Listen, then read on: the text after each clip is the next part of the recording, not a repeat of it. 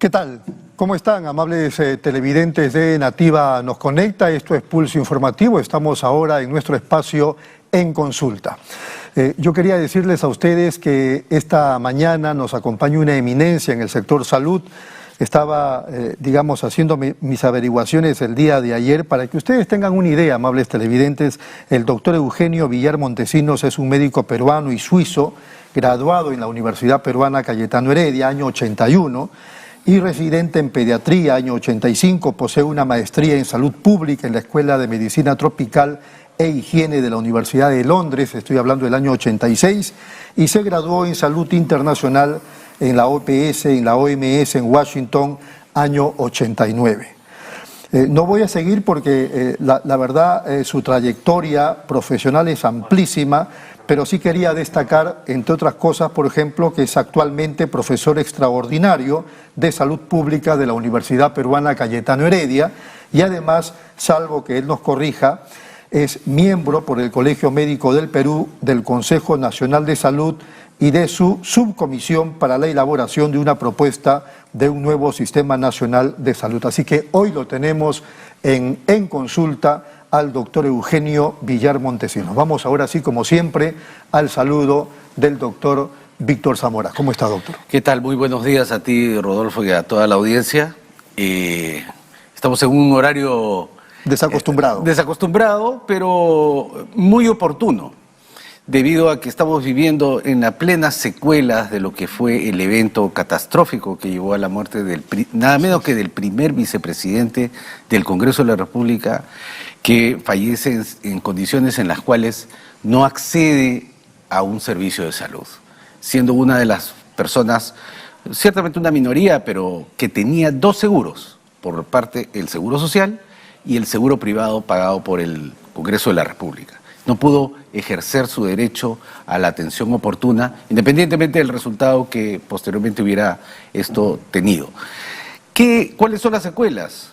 Inmediatamente se ha abierto nuevamente el debate sobre la importancia del primer nivel de atención, que acá, en este programa, lo hemos señalado en varias oportunidades. La ausencia de profesionales de la salud, que son los que brindan la atención, el deterioro crónico de la infraestructura, el equipamiento, y tercero, los problemas de gestión agravados por la altísima rotación de los funcionarios, la falta de planes de largo plazo y, por supuesto, la pobre legitimidad del liderazgo del Ejecutivo y del Congreso para implementar acciones que convoquen a la mayoría. Por eso es que felicito el hecho de que el ministro de Salud haya reaccionado presentando una iniciativa modesta, ciertamente, de intervenir en 1000 establecimientos de salud, lo que él le llama el Plan 1000, que no conocemos todavía, pero esperamos conocer para saber sus detalles. Él dijo que la presidenta lo mencionó en el mensaje del 28 de julio. Yo me tomé el trabajo de revisar el discurso y no encontré la afirmación del Plan 1000, ¿no? Hay cifras diversas, con un sesgo ciertamente hospitalario de la presidenta, con algo del primer nivel de atención, pero yo quiero rescatar esta iniciativa del señor ministro de decir, bueno, tenemos un plan para 1000 establecimientos, iniciativa que no es nueva, ciertamente, que ya en el año 2011, 2012, se había elaborado un plan de intervenir cerca de 800 establecimientos, 1.3 o 1.4, 2.1, o sea, de mediana complejidad, ubicados en centros que puedan asistir a personas que viven a 2 horas de distancia para problemas médicos complejos y quirúrgicos, ¿no? Y que puedan ser lugar en los que puedan guarecerse, ser asistidos, estabilizados, eventualmente tratados y no perder la vida en el camino. Qué bueno que existe este plan. Esperamos conocer el detalle y así lo he pedido a través de mis medios personales, digamos. Y creo que toda la comunidad que ve este programa y que le interesa la salud pública quiere conocer el detalle, cuáles son, por qué fueron elegidos estos y no otros, cuáles van a ser las intervenciones de cada uno. La tarea del sistema de salud es compleja, no basta solamente reparar el establecimiento y ponerle equipos, porque lo más duro es movilizar al personal, ponerle el recurso humano que brinde la atención que nuestra población se merece. Bueno, esta semana también se ha revelado 2 informes, ¿no? Uno que vamos a tratar con el doctor Villar y otro que acaba de soltar la Contraloría nuevamente, dando cuenta de la situación en que está la infraestructura del país, que se encuentra en condición de abandono, ¿no? Paralizada, infraestructura paralizada. Dentro de ella hay 63 obras del sector salud por un valor de aproximadamente 3.400 millones de soles paralizadas, ¿no? 23 obras de responsabilidad del Ministerio de Salud, 21 obras de los gobiernos regionales y 19 de los gobiernos locales. La infraestructura sigue siendo una tarea pendiente, tal y como lo señala el segundo informe que vamos a ver, que es el de la OCDE, que si el Perú no mejora su desempeño en captar más recursos y usar bien esos recursos, va a ser muy difícil nuestro ingreso a ese club en el cual aspiramos participar. Entonces, Rodolfo, yo creo que nosotros esperamos, como vuelvo a repetir, que tengamos ese plan, 1.000, ¿no? Y que en el camino se sepa si va a haber 1.000 adicionales, porque si es 1.000 en 2 años y medio, y son 8.000 establecimientos lo que hay que cubrir, si es a ese paso nos vamos a demorar 20 años. Increíble, sí. Claro, esperemos que esto sea el inicio y que nos salga bien y que podamos incorporar más establecimientos en el camino. Muy bien, creo que empezamos la entrevista. Efectivamente, como tú bien lo señalaste, tenemos al doctor Villar. Muchas gracias, Eugenio, por haber aceptado nuestra invitación.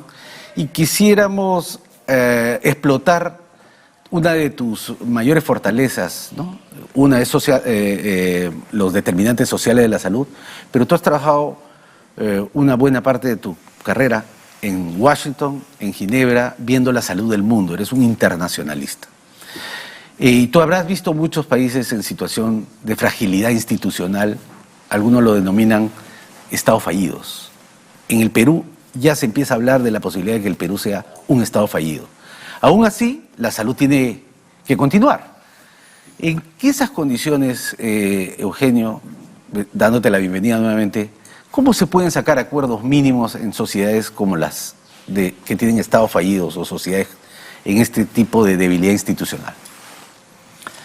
Bueno, antes que nada, buenos días y muchas gracias por la invitación.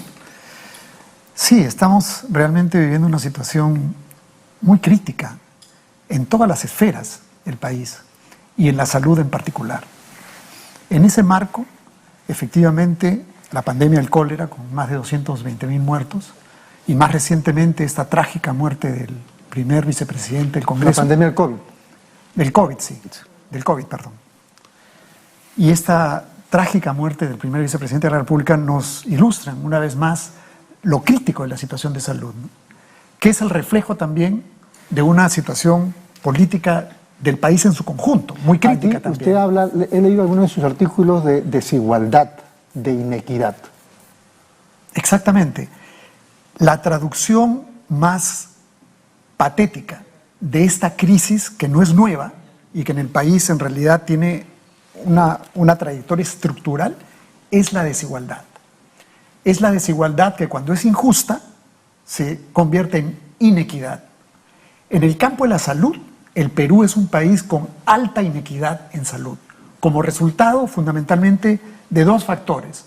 Por un lado, de la forma como vive la gente, vale decir la pobreza, el empleo, la vivienda, el transporte. Si, como estamos viendo, la situación de pobreza se incrementa, entonces las condiciones de vida se deterioran y la gente va a tener menos posibilidades de salud. Pero el segundo y más importante, políticamente hablando, tema es el tema del acceso a los servicios de salud.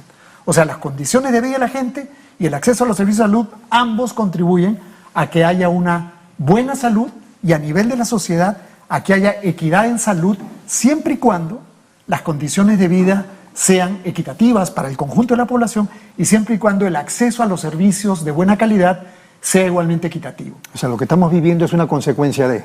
Estamos viviendo una consecuencia de esos deterioros, ¿no? Que tienen como un factor muy importante el deterioro de la gobernabilidad del país.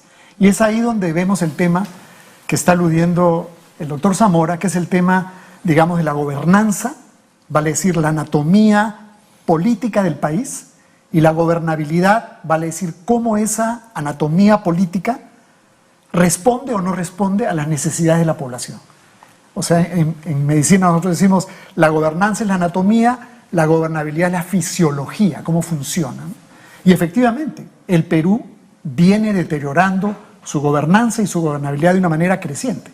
El hecho que hayamos tenido 6 presidentes o 7 presidentes en 6 años es una muestra de lo ingobernable que se está convirtiendo el país. Ahora, en ese contexto, ¿no? Hay países que han perdido también su estructura de gobierno, han pasado crisis profundas, guerras, y aún así los sistemas de salud, especialmente aquellos que pueden ser resilientes, que pueden continuar brindando servicios, necesitan un nivel de acuerdo. Así es. Incluso en guerras, Así es. ¿no? Entonces, en nuestro caso, donde hay poco oxígeno, hay alta polarización, diatriba, denuncia, ¿cómo podemos hacer, según tu experiencia, para justamente alcanzar? a eso iba, ¿no? Porque en realidad, este fondo que estamos tocando, en el tema de la inequidad en salud, en el tema de la desigualdad en salud, es a la vez una oportunidad. ¿En qué sentido? Es una oportunidad en el sentido de que la población y la clase política se dan cuenta que esta situación no puede continuar. Los 220.000 muertos injustamente en la pandemia del COVID ha sido un escándalo nacional e internacional. Y la población, por primera vez en la historia, de acuerdo a muchas encuestas, la población del país ha dicho de que la primera prioridad de ellos es la salud.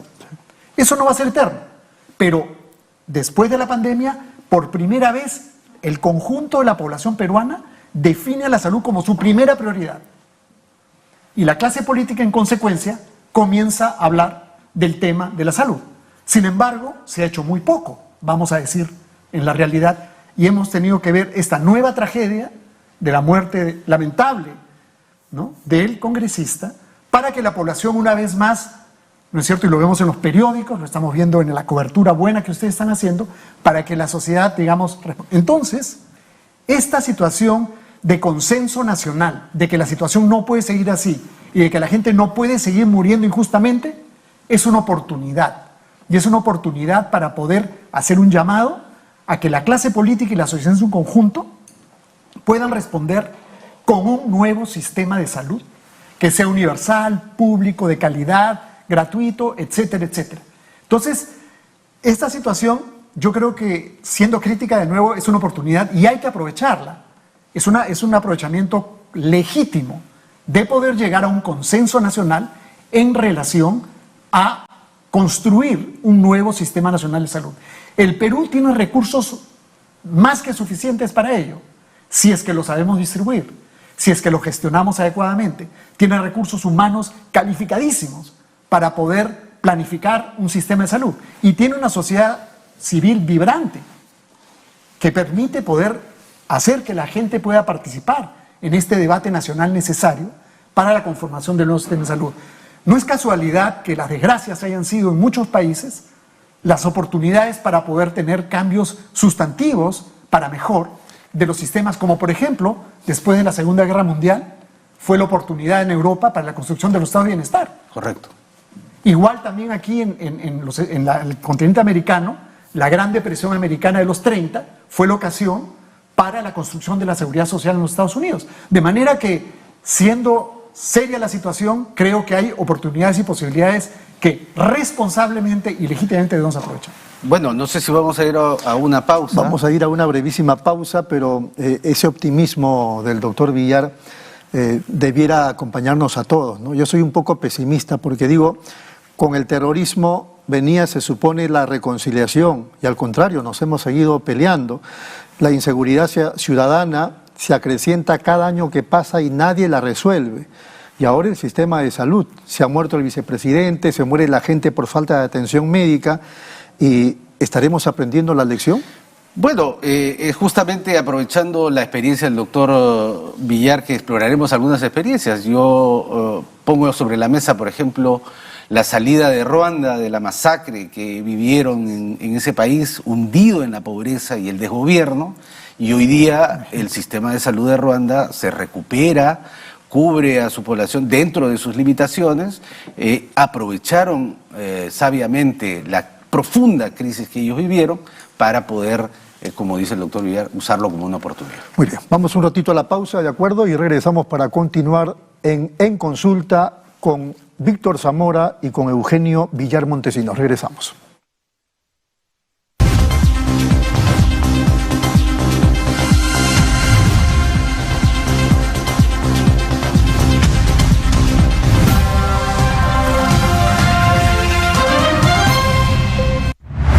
Nueva app de Derrama Magisterial. Maestro y maestra, realiza tus consultas y operaciones en la palma de tu mano. Con el nuevo app Derrama Magisterial podrás realizar tus operaciones en todo momento y desde cualquier lugar. Solicita un crédito, consulta el estado de tu cuenta individual, accede al estado de tus créditos, actualiza tus datos, accede al servicio de asesoría legal gratuita. Ubica nuestras oficinas a nivel nacional. Descárgalo hoy mismo en tu Play Store. Derrama Magisterial, seguridad social para el maestro.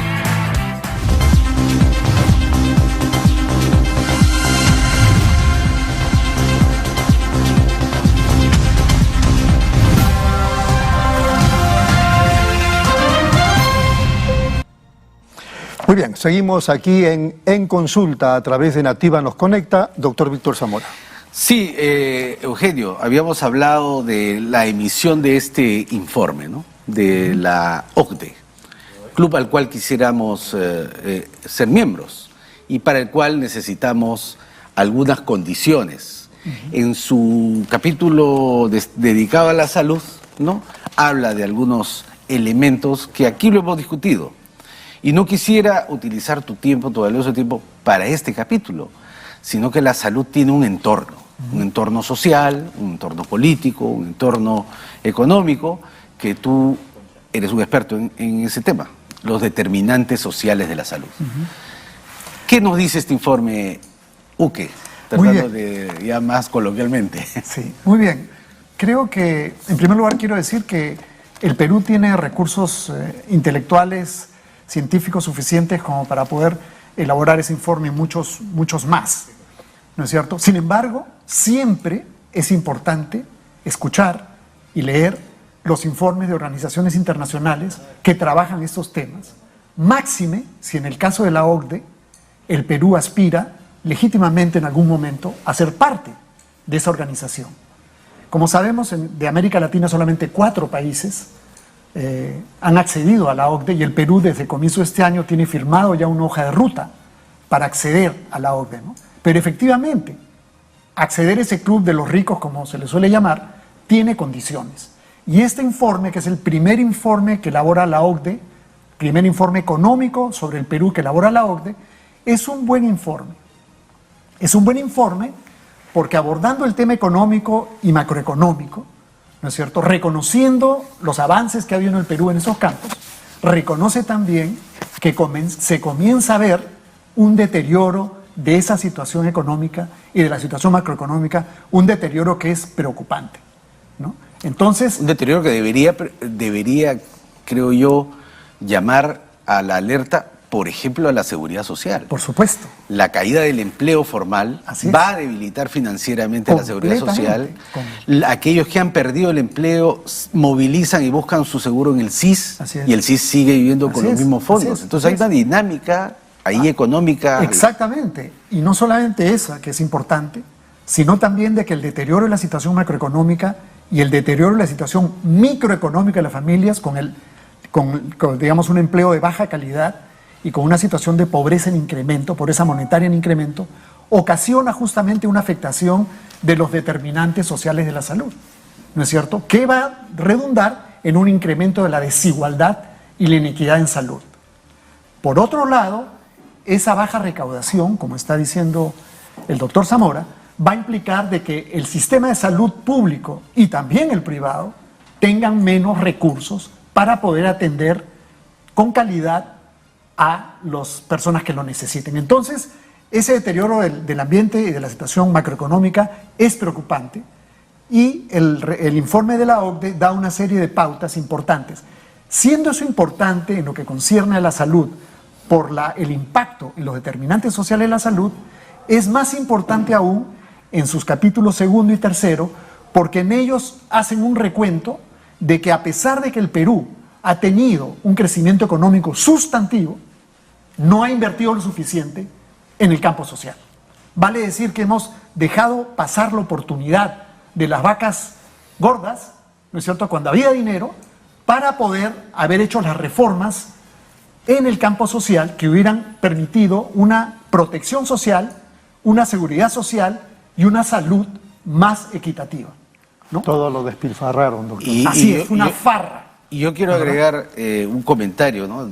Gracias a la introducción que te has hecho, Rodolfo, del doctor Villar, ¿no? El doctor Villar es miembro del Consejo Nacional de Salud y, por lo tanto, representando al Colegio Médico, hablando del Sistema Nacional de Salud. El señor ministro de Salud tiene al doctor Hugo Villar como consejero desde el Colegio Médico. Esta voz es muy importante porque el entorno económico, político, social, va a tener un impacto en la salud que no se va a resolver solamente con mejorar el acceso al tratamiento del cáncer. O 1000 establecimientos de salud que van a recibir inyección de recursos. Son necesarios, pero por supuesto, pero no van a ser suficientes para, según el informe de la OCDE, para poder revertir una situación de deterioro que es mucho más grande de lo que el día a día del sector nos señala. ¿Es así? Así es, exactamente. El informe de la OCDE dice que el Perú necesita desarrollar un nuevo sistema de salud. Evidentemente, este proceso es un proceso largo que requiere, como conversamos anteriormente, de un consenso nacional y un consenso político, ¿no es verdad?, que hay que conseguir, ¿no es verdad? Y alude de que los recursos financieros, me sorprendió cuando lo leí, decían, son más que suficiente lo que el Perú produce en riqueza para poder financiar esos nuevos recursos. De manera que una organización que tiene muchos miembros, que han alcanzado niveles de desarrollo muy avanzados, está reconociendo que el Perú no es un país pobre, sino es un país que no ha sabido distribuir esa riqueza de una manera que le dé bienestar a la mayoría de su población y disminuya las grandes brechas de inequidad que se están incrementando con la pandemia del COVID-19. A lo que agrega 2 mensajes adicionales, ¿no? Esos recursos que se están destinando tienen que ser bien utilizados. Así es. Para eso establece por lo menos dos propuestas, que las tenemos, nosotros las discutimos, es reducir los niveles de corrupción. Así es. Y mejorar los niveles de gestión. Sí.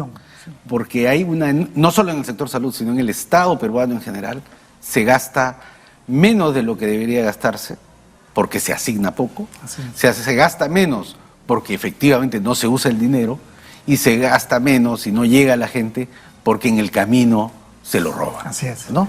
Entonces, la OCDE nos está haciendo una serie de señalamientos muy pertinentes para el sector salud, y creo que haría bien el Consejo Nacional de Salud, por lo menos, ponerlo en discusión, en tapete, y hacerle llegar un memorándum al señor ministro, si es que no se han reunido con él. No sé cuál es la dinámica. Bueno, en realidad llevamos ya reuniéndonos algunas semanas en el Consejo Nacional de Salud, la subcomisión para la conformación de un nuevo Sistema Nacional de Salud, y estamos a la espera, estamos haciendo un llamado al ministro para que participe en la reunión y nos dé cuál es la visión que el Estado, el gobierno y el Ministerio de Salud tiene en relación a la salud. Muy importante, por ejemplo, el Plan 1000, que se ha explicado, ¿no es cierto? Y ver en qué contexto ese Plan 1000, ¿no es cierto?, va a ser inscrito, porque no basta un parche. Parches necesitamos, pero necesitamos una reforma sustantiva para un nuevo sistema de salud. Muy bien, sin duda este informe de la OCDE es un informe muy actualizado, al mismo tiempo muy crudo, pero real y necesario para ver si reaccionamos los peruanos. El tiempo nos ha ganado. Doctor Eugenio Villar, ha sido muy amable por su presencia. Gracias a ustedes. Víctor, ahora te toca a ti hacer la despedida. Bueno, tenemos ya 6 semanas en una interesantísima experiencia para mí de poder discutir temas de largo plazo a partir de la coyuntura.